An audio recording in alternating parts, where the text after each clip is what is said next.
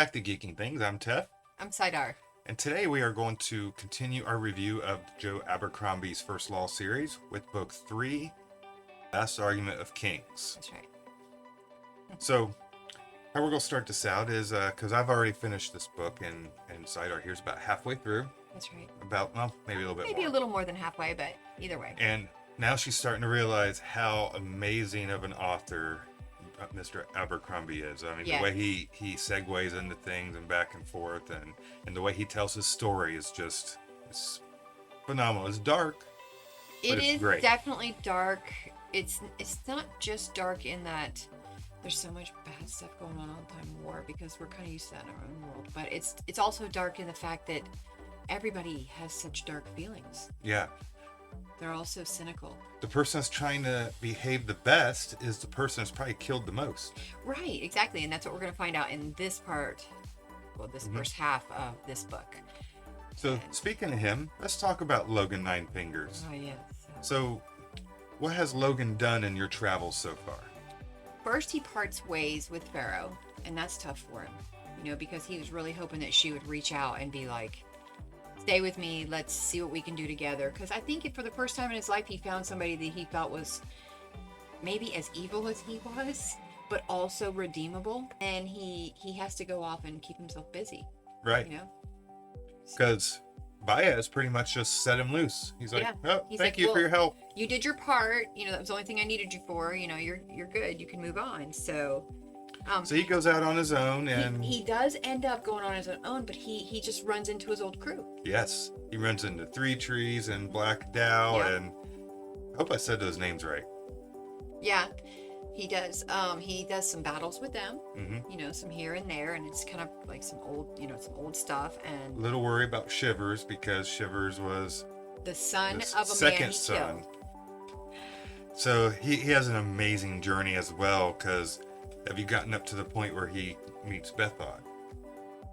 Oh, well, first he meets the Feared. I mean, because, they're fighting the battle. They're actually with, you got to go back a little tiny bit and talk about Crummocky Fail. Crummock? Oh, yeah. Fail. That's really cool. I like It's all his about name. the moon. He's the moon cool. talks to me. I know they say that he's crazy, but I like him. I think he's a really likable person, even though he probably is mad, Oh, he's mad at her. I mean, but the thing is, he's got this fortress. They go back to his little fortress, and they find out it's really just nothing more than maybe a wall. So how I envision it is there, like one of the hiking trails we've been on, I envision it being this tiny little crevice of a thing under a mountainside that maybe bends over, and then they got a wall built across it. Yeah. That's how I envision it, because they make it sound Maybe like a it's so cave or terrible. something, and a couple Right? little buildings. And so I'm like, this has to be such a small thing, but it ends up being like, when they tell stories later, that it is actually much bigger. But that's how I envision it, the whole battle. I keep thinking of it as this tiny little crevice. But so they're there, and they're holding the gap there that, they're trying to hold them off for days and days and days, waiting for the Union to come.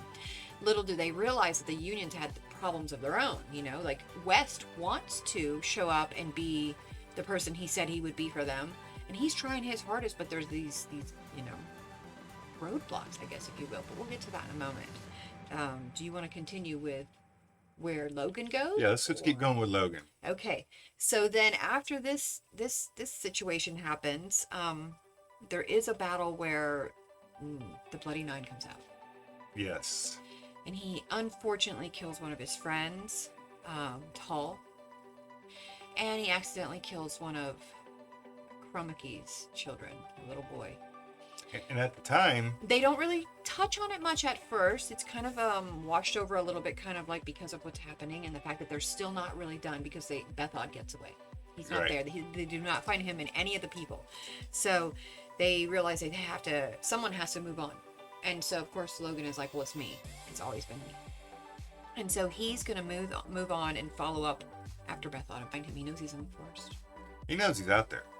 And so he follows on, but what happens is he runs into the Feared. The Feared comes out, and they have that whole thing that happens where they get in their little blood circle, and they have to choose their weapons, and the whole thing happens where, thank God, when Fenris picks up the Maker's sword and is looking at it, and he's checking it out, and he's like, well, this is, like a small little knife. Logan's crapping his pants. He's like, what am I going to do with this armor? You know, he's like, And so how am he I going to throws do it anything out. with this? Throws it out there and is like, keep your little knife. Yeah. Little does he know it's not just a little knife. It's the maker's So- sword. It's a maker-made sword. Yeah, so this is pretty cool. And then next notable thing is West. At one point, the Feared gets knocked down at his feet, kind of like with that whole holding the shield kind of thing. Yeah. He gets knocked down at his feet, and he takes an opportunity to, against his better judgment, really, because he is a good man, to pull the buckle because his finger is close enough to do it, and just kind of unlatch the buckle and give him that advantage to pull off that piece of armor. Yeah. Which does end up being an advantage because in the long run, he ends up using that to actually get a real actual injury on him. I tried to figure it out. So if you know who it is that brought the knowledge to Logan, that The Feared's weakness was, well, he's protected he's from protected wherever he had the everywhere. blue writing on his skin. Right, everywhere the writing on his skin is, because that came from, what's he called? He's called Glustrad. That's who it is. Glustrad, however you pronounce that. It's him. He put all those tattoos on him, and everywhere it touched was protected and untouchable, like unbreakable. His arm gets cut unfailable. off. He's like, oh, He it doesn't screws matter. It back on. Puts it back on. Let's go again. It's like, I mean, how do you fight that? oh, what are And you then gonna do? over all the other parts where there is no blue writing, he has this really magically obtained armor. And there's some outside help going on with the witch in the back. It turns out going blah, blah, blah, there's blah, actually blah, a witch doing, well, I don't know, incantations or something. She's sitting there chanting and putting magic constantly on the armor or on him himself or both. And so that's where Dogman and is it Grimm? It might have been Grimm, yeah. They go in there and they sneak in and they're instantly charmed by her. I mean, she's just so charming. She has that ability. She's like, why don't you just not do that and come in here and just talk to me, get a little closer and kill your friend here. Hey, that sword you have, why don't you just like stick it through your friend? You know, I mean, you want to do that, right? You want to stick it through your friend. And they were getting ready to. And the guy's like, yeah, here you go, stick it through me. This is the thing to do, right? Come on, let's do It'll this. make her happy. And then one of their very smart friends sneaks in from behind and just kind of sticks an axe through her head. So yeah, and that's when the stamina. So she's like helping Fenris with stamina and strength to be able to get through this rugged long fight. Logan feels the change instantly. He feels the change and he's like, oh, wait a minute, something has changed. And so then he starts doing that whole fighting back kind of getting back up to his feet, fighting back, right? Yeah. And that comes back, and then of course he does that thing, and then I always forget when they start talking about the icy feeling in his stomach. I always think that he's got a stomach ache or something he ate or whatever. I'm like thinking back, it kind of is. What is it? And then all of a sudden I remember, I'm like, oh yeah, it's the bloody nine coming in. Right. He gets the icy feeling in his stomach. That means the bloody nine is coming, and it's going to take over. And he doesn't fight it. He lets it come. Oh, he needed to. He was in that bear hug, and it was bad or he's like shaking die. off Logan to get the ice, the bloody nine to come out. Like, all right, here we go. And then it's all over after that. I mean, there's just no two ways about it with that. It's almost done for the Fenris the Beard, and then it was. And so that's about that line. And then after that, he goes on. Oh, because what happens if you won the contest? Like, if he lost the contest, West was going to die. Why? That was what the contest was. And if he won the contest... The general, the marshal would have to die? Yeah, that was what the bet was. The leader of the other side has to die? Mm-hmm. Oh, geez Louise, the whole time West was sitting there sweating bullets. Yeah. I didn't realize why he was sweating such big bullets. I was like, what is he so worried about? He's just got a shield there, man. Just, if the bloody nine comes out, don't let him see you. Hide, because if he sees people, then he gets all like, hey, I kind of don't know you. Don't kill anybody he wants to kill. Right. Don't do that, because he's like, that was mine. I'm going to kill you now. You took one of my plus ones. It doesn't absolutely end there, because when he comes back to his senses, he moves on and chases Bedlock, because he's not there in the dead, so he moves on and chases him. So when he finds him, they have a conversation, and it's a really interesting conversation, because up to this point I had absolutely forgotten. Abercrombie is so good at making you love these characters in such a way that you actually forget how, I hate to use the word, maybe evil is not a good word, because they are not evil people. They are brutal, circumstantially barbaric. evil. Yeah. Barbaric's not a good word either, because I say they're circumstantially brutal. Situational. Yeah. They don't want to be brutal, but they have to be because of the life they live in. And so they're kind of somewhere inside them good men. It's not like Logan walks into a bar or tavern and just starts killing everybody around him. But so he has this conversation with Bethod, and I don't know how much to believe, because I'm only halfway through this book. So, and the stuff that Bethod says to him, like, he points out in such logical ways, and I'm a really logical person, so he starts laying out all these ways where it actually wasn't him that wanted these things. It was Logan being bloodthirsty and never wanting to, just him saying, like, let's let this person go, and him saying, no, he must die, and him being like, let's give some mercy to this family, and him like, no, they must all die. And so he starts to paint this picture of making you think, wait a minute, you forgot Logan was actually kind of a dark dude. And sometimes he does get a little bit bloodthirsty. And then it made me go, oh man, I hate that he does that to me, but I also love him. Abercrombie? Yeah. He makes me love these evil people, but then I realized there's really no such thing as good and evil in the world. There's such a mix of character attributes. But if you go back to where he was carrying Kwai on his back. Yes. And he's like, in the past, I would have just left you to die. Yeah. I'm trying to be a better man right now. He says it multiple times throughout the show. It's not just a bloody nine. show. He used to be a dick. He says it multiple times throughout the book, the series. That's a dog. Thanks, dog. Okay, we're good. He says it multiple times throughout the series that he's trying to be a better man. Really. Right. Now let's talk about Giselle. So first, in the last book, Giselle found himself in a fight where he was first extremely successful. He got very excited about it, and then lost focus and ended up getting injured. Right. Really, really badly injured, to the point where he almost died from it, maybe. Had a broken jaw. Jaw. He was severely humbled.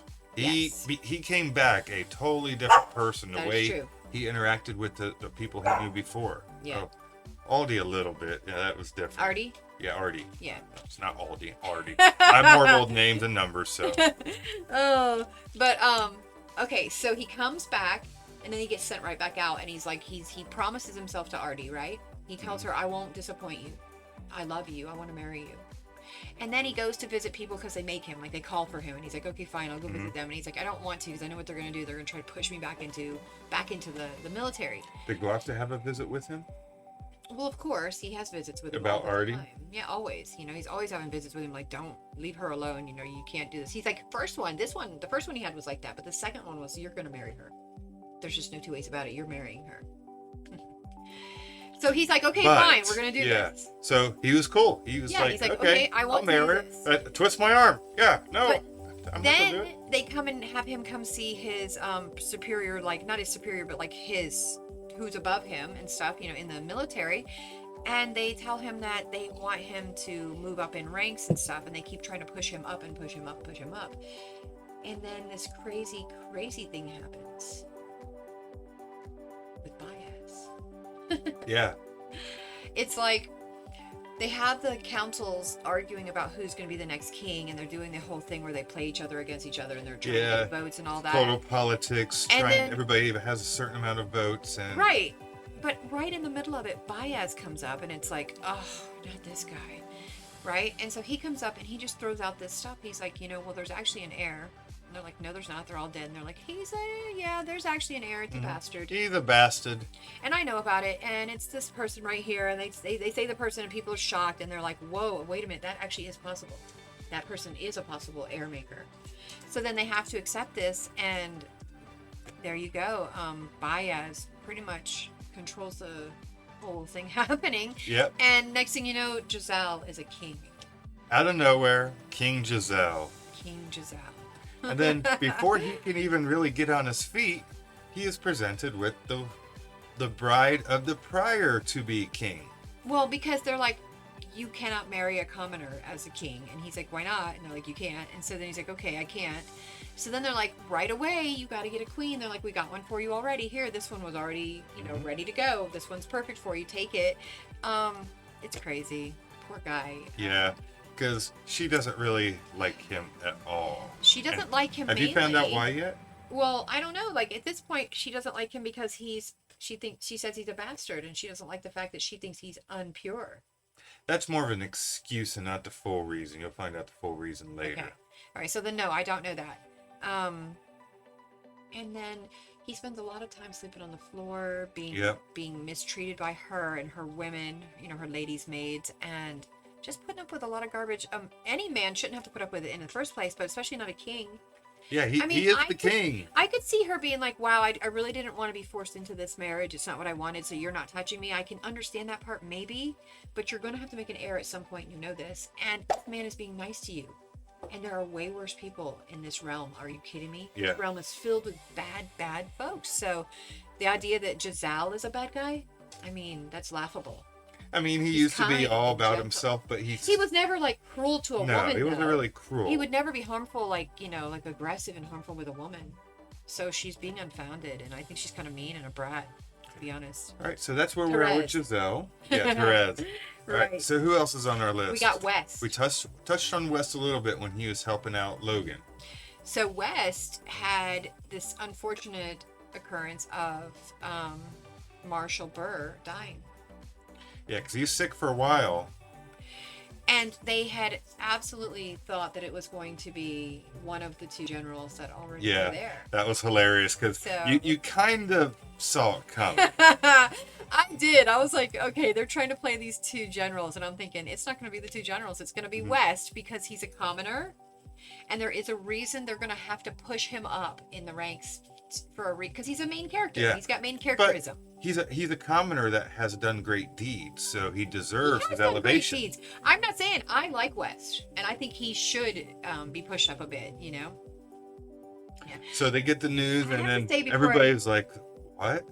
West is going to be the general now?" Exactly. And there's a little bit of back and forth, and the way he plays the two generals off each other. He's going to be the marshal. Yeah, he's going to be the big marshal. Yeah. The way he plays the other two generals off each other.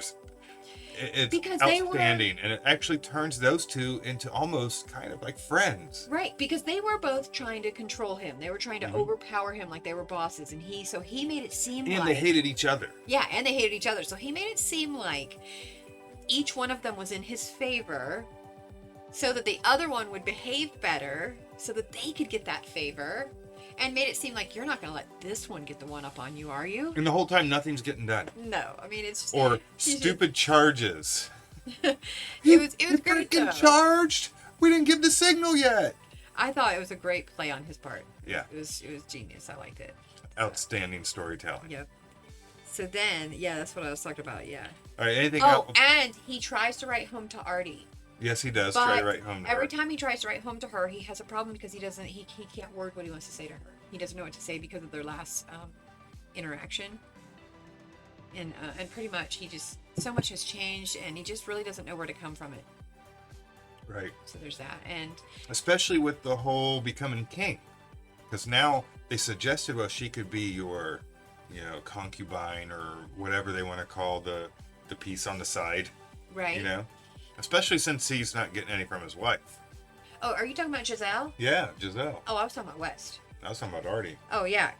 Because, well, I know you're talking about Artie. Because Artie would be Giselle's person.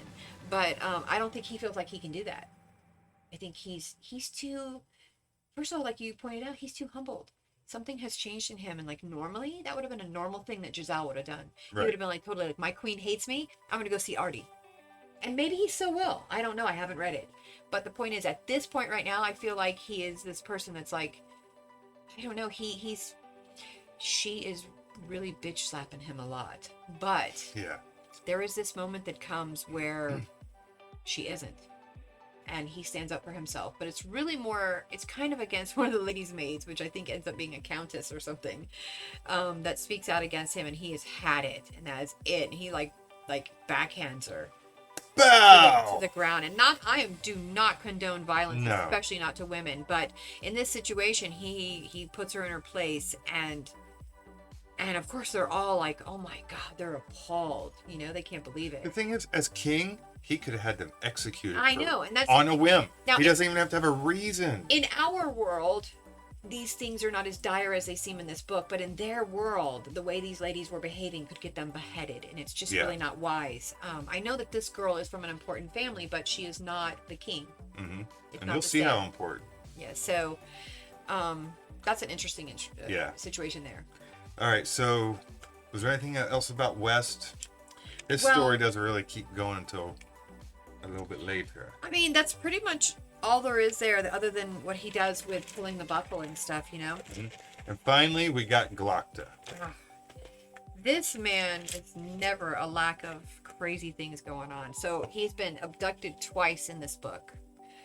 First time he's abducted, it ends up being Ida, and she's just kind of Yep. messing with him a little bit. And he's But like also- wrapping himself. He's like, Well, she's well, just I a let you payback go. man. He's like, Paybacks I man. did let you go. But she's letting him know that you had to be scared enough to think I would really do it as a payback Yeah. for what you put me through. Because they did hurt her. Mm-hmm.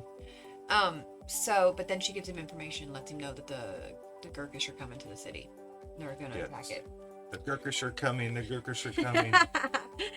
And so, all right. So the second time he's abducted, it's the bank. Mm-hmm. Because they are tired of him looking into things. But didn't he get abducted 3 times? Because didn't Pharaoh Oh, that's abduct him too? right. That's right. He does get abducted, but she doesn't really abduct him. She sneaks into his bedroom at night, which is even creepier. Yeah, so it's not really an abduction. It's more of a attack.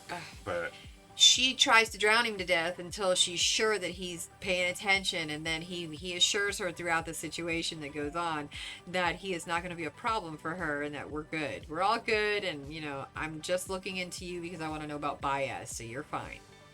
And so yeah, because they're all freaked out by Baez I mean- because they know he's the real deal. They don't want to believe it, but they're like, well, we need to know something. And Glocta is the main proponent of the thing I love the most about the first law, and that's the in the head vocalizations. I you absolutely know exactly where love he's it. coming from. And because of that, you're always kind of on his side.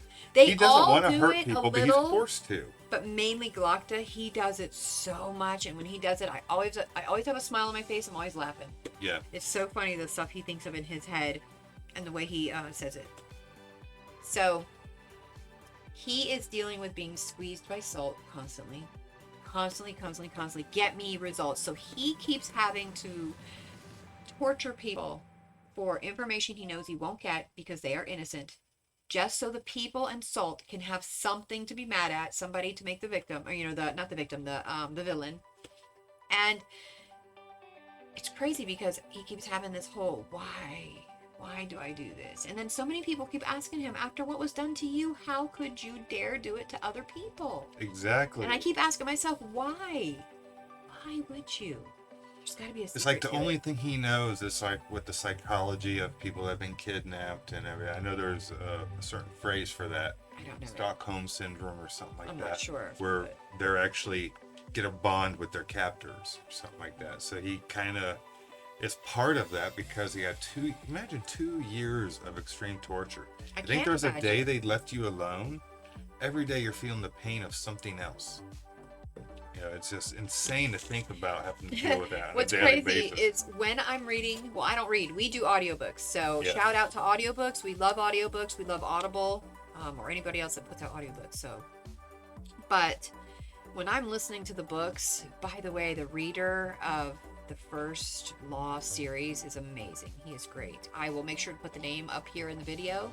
He is really good. He does Glocta so good. His voice is so recognizable, and there's other characters that when he switches into them, they are so recognizable and they are so good. I mean, he's just you need to really appreciate some of these readers. They're amazing. So is there anything else about Glocta before we finish this Oh, up? absolutely.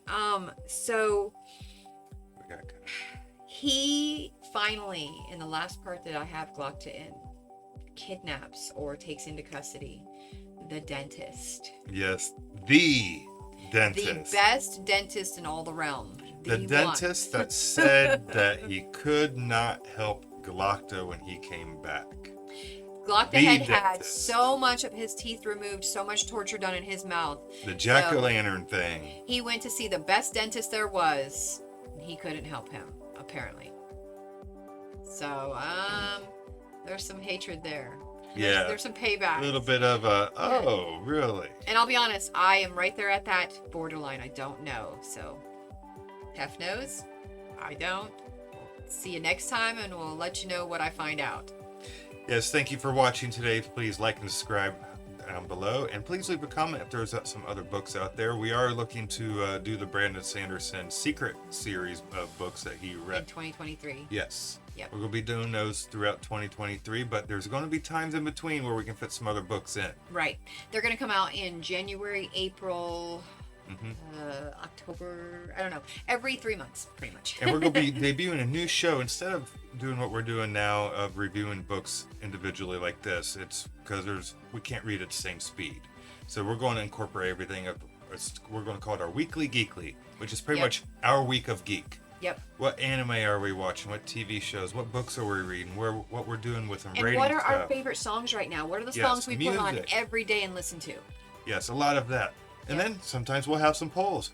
Who's your favorite anime character? Yep. I have mine. What's your top 5? What's your top 5 of anything? But yeah. So there's all these discussions to come in the future, and those are all going to be on one show, so we can have all the discussions in one place. Yep.